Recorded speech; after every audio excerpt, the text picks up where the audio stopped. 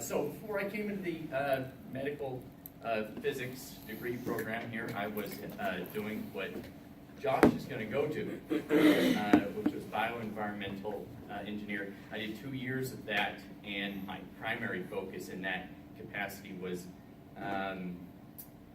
noise abatement and control. And when we did that, we would go out and by DEQ regulation, we'd have to make sure that all work facilities are within regulation in terms of their hazardous noise, and there's a CFR guidance that directs that. Whether it be from a single noise producing device or from an area. If the area is generating a sufficient value of noise calculated in decibels, which I'll go over here, then it would be, we have to make sure that the right value of ear protection or ear defenders were provided to the employees. All right, so here we go. Hazardous noise, a different kind of dose. So what will be covered? An abridged anatomy of the cochlea and outer ear, guidelines for hazardous noise regulation, measurement tools of the trade, possible effects of hazardous noise, and noise hazards of the MRI as well, which we heard probably about 2 weeks ago. Okay, so what's the big deal about loud stuff? So environmental loud stuff has been known to increase stress leading to vascular oxidative stress, vascular oxidative stress, and arterial hypertension. I didn't know what that was initially, but past studies have shown that diabetes, smoking, and other cardiovascular risk factors contribute a great deal towards development of cardiovascular disease. Spoiler alert. All right, so in 2011, this guy, Dr. Babish from the Department of Environmental Hygiene, published a paper stating that noise is also falls into the same category as the aforementioned risk, the cardiovascular problems.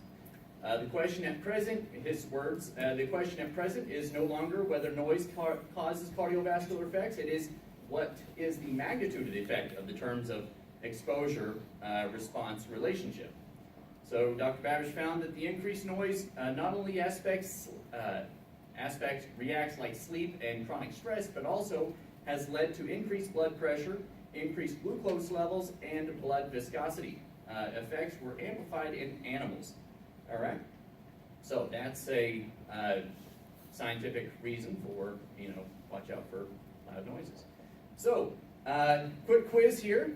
Who knows the inner parts of the ear? Who in here took an anatomy class? Anybody? No? Okay, good. All right, so there's an anvil here, hammer, anvil, and stirrup. Who's here has heard those terms before? Yeah? Okay, good. Well, that's the American term for it. Here's the medical term for it. Malleus, incus, and stapes. If you take an anatomy class, it's about to later. All right, so as longitudinal sound waves enter the external meatus of the outer ear, that's this long tube here, the outer ear, the process begins. Sound waves hit the eardrum with an intensity proportional to 10 times the log of an intensity of the noise-producing device divided by the lowest intensity at which humans can hear, which is 10 to the negative 12 watts per square meter. Eardrum converts, so the eardrum acts kind of like a converter, where it converts longitudinal sound waves into transverse sound waves by making the medium, which is the air, turns it into the fluid, makes fluid waves, which we call transverse waves, once they turn into fluid, by way of the perilymph, or the inner ear fluid, inner ear liquid in the cochlea. Movement of the perilymph is measured by tiny hairs called stereocilia. So the stereocilia is actually doing calculus in your ear. Whether or not you know calculus, your ear's doing it. So the tiny hairs send signals to the endolymph, which transfer the signal to the cochlear nerve, which tells the brain you're either moving or we're receiving a signal by way of sound waves. A person standing 10 meters away from a 100 watt motor operating on the ground nearby would experience the following effect. Power, which is the 100 watts, divided by the area. This is kind of weird because every paper that I read about how this sound propagates out in terms of area showed a hemispherical pattern, but I don't really think that's true. because I mean, if it was high up in the air, it wouldn't be a hemisphere, it would be a sphere. But this is the only way that they show it. All right, so anyway, so we have a measure of intensity, very easy to measure intensity, power divided by area, which is 10 log of the intensity divided by the lowest intensity of which humans can hear, and 112 decibels. We'll see a little bit later on, but that's actually really loud. Like 85 decibels is the threshold at which you got to start protecting your ear. Or you should be. Okay, so what about the balance part of the ear? So there's two parts of the ear. There's the part where we can hear stuff, and there's also a part where we're actually like measuring acceleration, moving your head around and stuff like that, okay? And so there's 3 ducts offset by obviously 90 degrees, and that measures the acceleration in all those 3 aspects, okay? I told my anatomy teacher, I was like, there's no way that you can get my, eardrum or my internal ear to do what you're saying. He said, I can get you into that, all 3 of those senses activated. I was like, I don't think you can. He's like, I can prove it. And so in the office, this is what happened.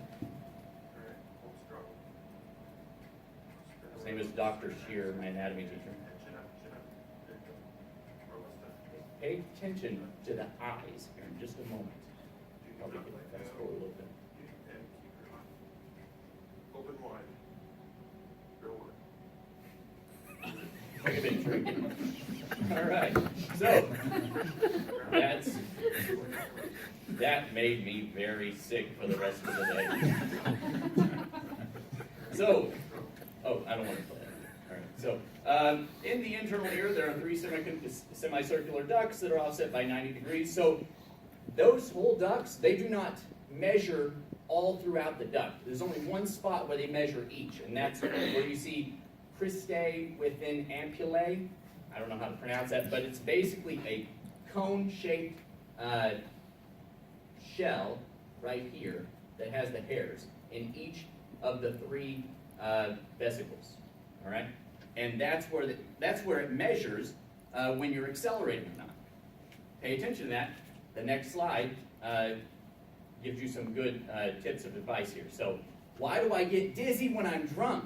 A sufficient amount of alcohol enters the bloodstream to change the specific gravity of the blood and make the blood less dense than normal, if you didn't know.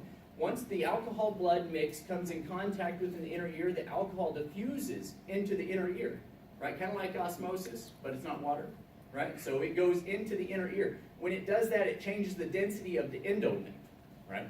And that makes that little cone-shaped stuff right in here, where the hairs are, it makes it float. And once that can float, then your ears are telling your brain, we're moving, but we're not, right? Anybody been in that state? No? Okay, good. So, thresholds of hearing. So this is the threshold of hearing, right? Yeah, so threshold of pain all the way up here at 120 decibels. But it also depends on what frequency you're hearing, what decibel level, to determine what threshold of pain you're at. Okay, so here is a quiz for all y'all. I'm going to read these real quick. What time again? Okay, cool. One app called Anoyatine and Anoyatine Light sends out a high-pitched pulse, continuous and randomized sound wave high enough to drive teens into direct insanity. Just recently, the app has been built with the ability to play foreground music to convince the unsuspecting teens they're just totes freak about nothing, dude, like whatevs, I quote. Okay, so there are 3 apps. At the end of this, you're going to have to determine which one's the real app. One app designed by a disgruntled Apple employee meant for drawn-out meetings or classes called Regressive Monotone takes the time-weighted average measurement of your boss, professor, coworker voice and performs a regression test on their tone. If at any time during the meeting or class session the tone of the voice changes by 3 standard deviations, the phone will vibrate, waking up the unsuspecting user. Okay, that's number 2. Number 3, one app called Sorry I've Got a Call gives the user the ability to record 1 minute of a specific target sound or voice such that when that particular target's sound is within range of the microphone, it generates a fake phone call. Great for that neighbor in the next cubicle always poking his head in and catching you on YouTube or Facebook. the app opens with an apology from the designer for having to make the user sit through 1 minute of the target sound. So who thinks it's number 1? Raise your hand. Who thinks it's number 2? 3? Okay, so I got a testimonial from a purchaser of the app. $1 well spent. Downloaded this on a whim and not really expecting anything dramatic. Much to my surprise, it actually worked.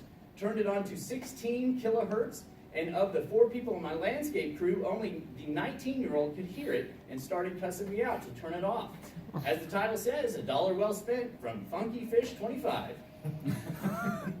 So, 29 CFR 1910.95, that's the federal guidance in terms of safe work environment and with regard to noise. OSHA regulations on hazardous noise in the workplace.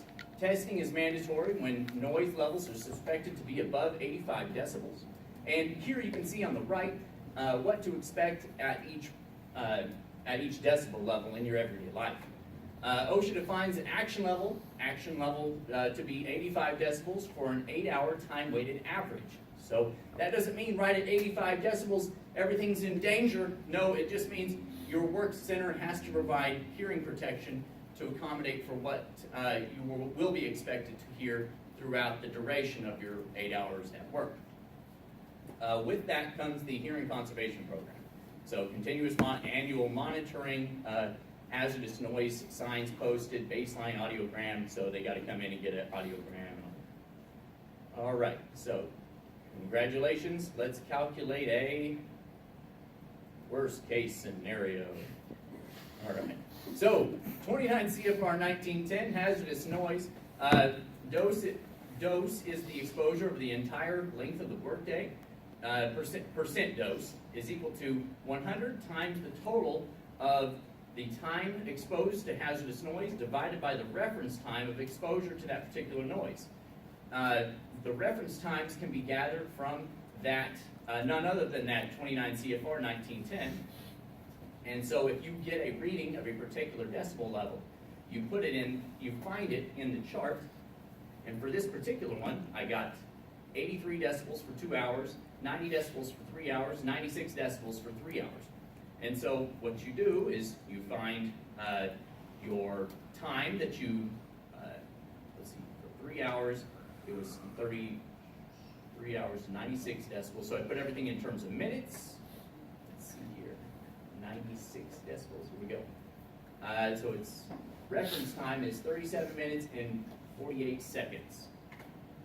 And so you see it right down here on the bottom left.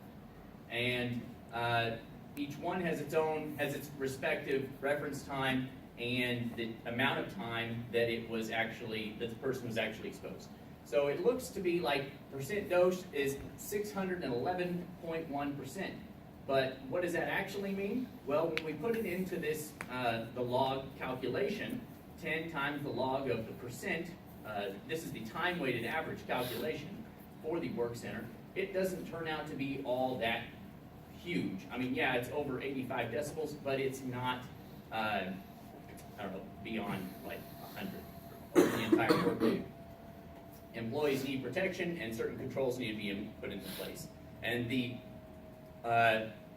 method of putting controls into place are, can we engineer this sound out? Like, can we move this sound-producing thing out of the work center? Like, that's called an engineering control. Next is, can we put administrative controls into place? Meaning, they are only allowed to work in this work center for 2 hours out of the day. Like, that's an administrative control. And if that's not the case, well then we have to provide some form of personal protection, which is the earplugs, ear defenders. All right, so MRIs can be loud if you didn't already know that. From MRIsafety.com, website made by Dr. Frank Schulich, a significant source of noise in the world of diagnostics is the MRI machine. Noises as loud as 113 decibels have been recorded in MRIs, prompting immediate hearing protection, reduced time in the environment, or to contact the manufacturer to determine if the machine is working as expected. The acoustic noise, which comes from the gradient magnetic field, can vary depending on the imaging parameters set by the technician, MRI hardware construction, and how well the environment attenuates sound. MRISafety.com, Frank Shellick, states that the three-dimensional fast gradient echo techniques are the loudest imaging setting an MRI can actually be set to. And the US FDA regulations are the guidance for sound in MRIs. Their regulation states that no peak sound pressure level may be greater than 140 decibels, and in A-weighted, root of the mean square, sound pressure level may not be greater than 99 decibels, with hearing protection in place. Okay, what three variables protect against overexposure in terms of radiation and noise? Anybody know that? Time, distance, And? section. All right, good job. So, same thing? All right, top 10 facts about hearing. Your ear can do calculus in 3 axes. Can you? The 3 smallest bones in the body are in the ear. All right? The lowest intensity someone can hear is 10 to the negative 12 watts per square meter. Humans can hear frequencies from 20 hertz up to 20 kHz. Maybe 16 for this crowd, huh? All right. OSHA regulation for noise can be found in 29 CFR 1910.95. Annual audiogram testing looks for a 10 dB shift. US FDA sets regulations on MRI noise limits. There are apps that can generate really high-pitched sounds. 85 decibels is the threshold for a safe work environment. Time, distance, and shielding. All right, well, there's the references. You guys take it easy.